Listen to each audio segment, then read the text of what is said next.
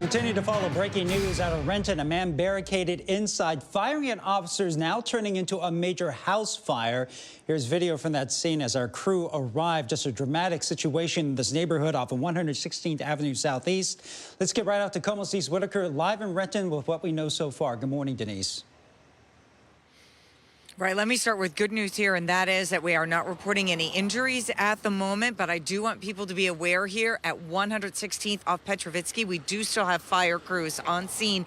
And as we walk this way to where the house is, we can now see that the very top of that house, the smoke is still coming up, but I can tell you that I can just see barely frame from the roof, so it does look like that fire did destroy quite a bit of that house. That upper story is where police are telling us that the barricaded man inside the house was firing shots at police. They say he was up there firing from a bedroom window. This all started earlier this morning when someone inside the home called police to say that a man in their family was distraught, was armed in an upper bedroom. Police officers arrived. They safely evacuated everyone else from the house, but the man who is accused of firing at police officers was still upstairs, firing out from that bedroom window. Now, I have seen a lot of police officers here this morning. I saw Federal Way, Auburn here to assist Renton. Puget Sound Fire is here. Renton Fire is here. The SWAT team left probably about 25 minutes ago after they got that man out of the house and into custody. But this was quite the scene with an awful lot of officers and heavily armed officers, plus firefighters here. And of course, that is one thing that the officers always have to do, is make sure that the firefighters are protected when they're just trying to get a house fire put out. And in this case, you can see where those homes are rather close together. So they certainly wanted to make sure that that fire did not spread to injure or hurt any other family or their home. So again, we have one man in custody this morning after being accused of firing at Renton police officers, and then that house fire starting in some way. That is still one mystery in this situation that we're trying to figure out this morning. But at least for now, we do have that man in custody, and firefighter is still here, again, trying to make sure that fire is out. Live in Renton, Denise Whitaker, KOMO News.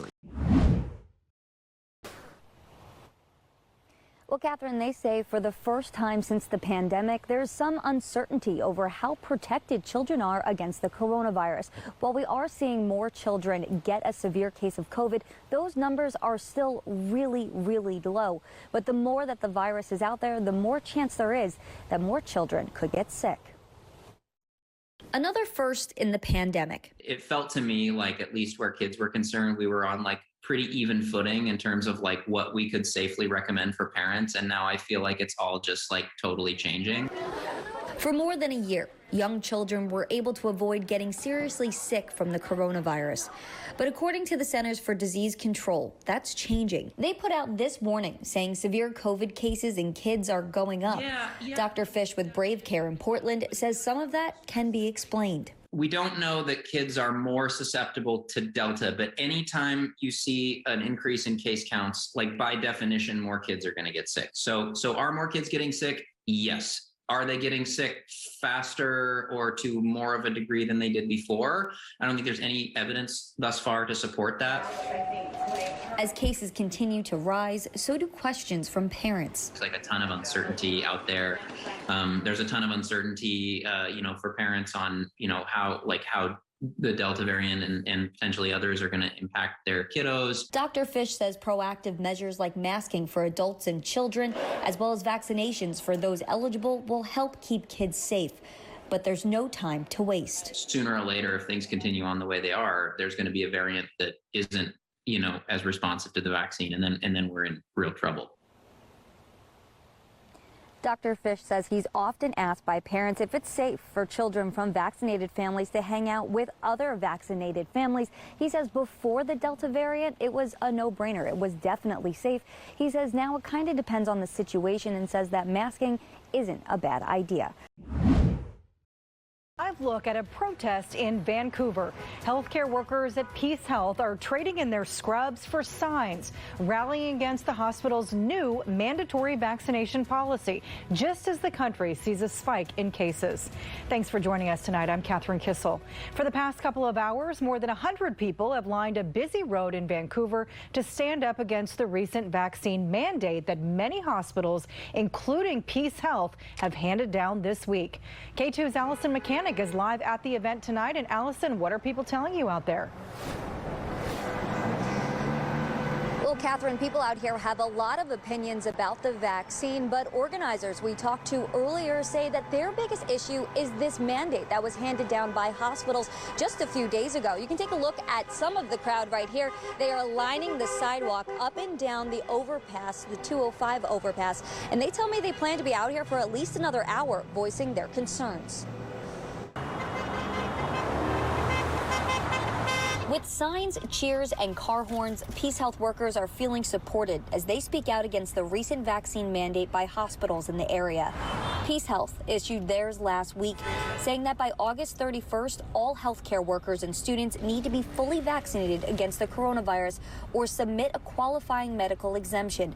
Those out here today don't believe the mandate is fair. We don't want to have to be forced to choose between putting something in our body that we're not comfortable with and a job that we love so dearly. We're happy to wear our N95s to protect you. We just want to have the right to keep our job. We don't want to be villainized.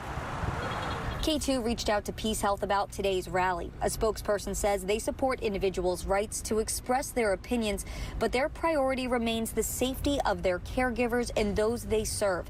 They say this policy is a reflection of the hospital's mission to make sure every person receives safe, compassionate care at PeaceHealth.